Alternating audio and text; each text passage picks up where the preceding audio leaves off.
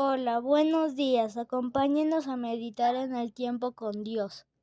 Este día meditaremos en Primera de Samuel capítulo 31 versos del 1 al 13, con el tema El juicio de Dios.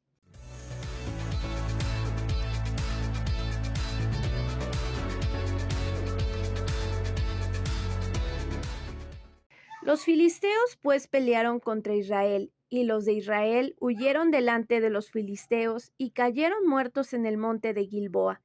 Y siguiendo los filisteos a Saúl y a sus hijos, mataron a Jonatán, a Abinadab y a Malquisúa, hijos de Saúl. Y arreció la batalla contra Saúl, y le alcanzaron los flecheros, y tuvo gran temor de ellos. Entonces dijo Saúl a su escudero: Saca tu espada y traspásame con ella, para que no vengan estos incircuncisos y me traspasen y me escarnezcan. Mas su escudero no quería, porque tenía gran temor. Entonces tomó Saúl su propia espada y se echó sobre ella. Y viendo su escudero a Saúl muerto, él también se echó sobre su espada y murió con él. Así murió Saúl en aquel día, juntamente con sus 3 hijos y su escudero, y todos sus varones. Y los de Israel, que eran del otro lado del valle y del otro lado del Jordán, viendo que Israel había huido y que Saúl y sus hijos habían sido muertos, dejaron las ciudades y huyeron, y los filisteos vinieron y habitaron en ellas. Aconteció al siguiente día que, viniendo los filisteos a despojar a los muertos, hallaron a Saúl y a sus 3 hijos tendidos en el monte de Gilboa. Y le cortaron la cabeza y le despojaron de las armas, y enviaron mensajeros por toda la tierra de los filisteos para que llevaran las buenas nuevas al templo de sus ídolos y al pueblo. Y pusieron sus armas en el templo de Astarot, y colgaron su cuerpo en el muro de Betzán. Mas oyendo los de Jabes de Galaad esto que los filisteos hicieron a Saúl, todos los hombres valientes se levantaron y anduvieron toda aquella noche y quitaron el cuerpo de Saúl y los cuerpos de sus hijos del muro de Betzán. Y viniendo a Jabes, los quemaron allí. Y tomando sus huesos, los sepultaron debajo de un árbol en Jabes, y ayunaron 7 días. Ciertamente, la palabra de Dios tiene cumplimiento, sin ningún margen de error. Israel es derrotado por los filisteos y Saúl muere con sus 3 hijos en el monte Gilboa.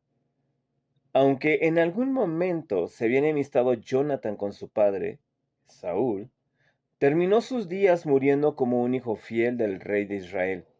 Al ver que los filisteos prevalecían, Saúl trata de huir, pero pronto es perseguido por los filisteos, alcanzado por los flecheros y herido gravemente.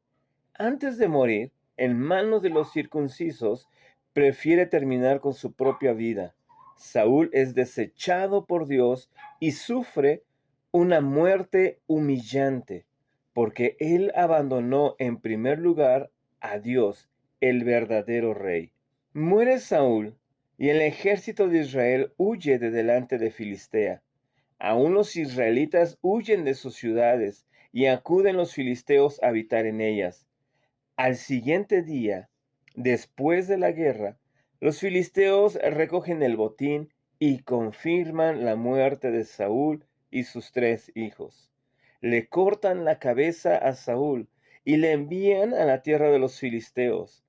Colocan sus armas en el templo de Astarot y su cuerpo en el muro de Betzán.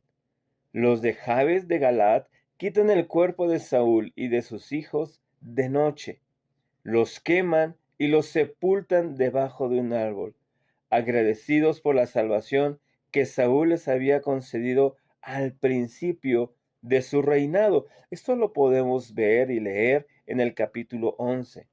Dios ha pagado el mal de Saúl con el mal, pero al final de su camino, el bien por el bien. Una carta a Dios. Dios, sé que tú cumples con tu palabra. Dame una fe humilde para obedecerte. Andaré siempre con temor delante de tus ojos, ya que tú eres omnisciente y todo lo sabes. Me esforzaré en hacer lo correcto y procurar el bien en mi vida. deseando que tú me lo recuerdes hasta mis últimos días. Amén.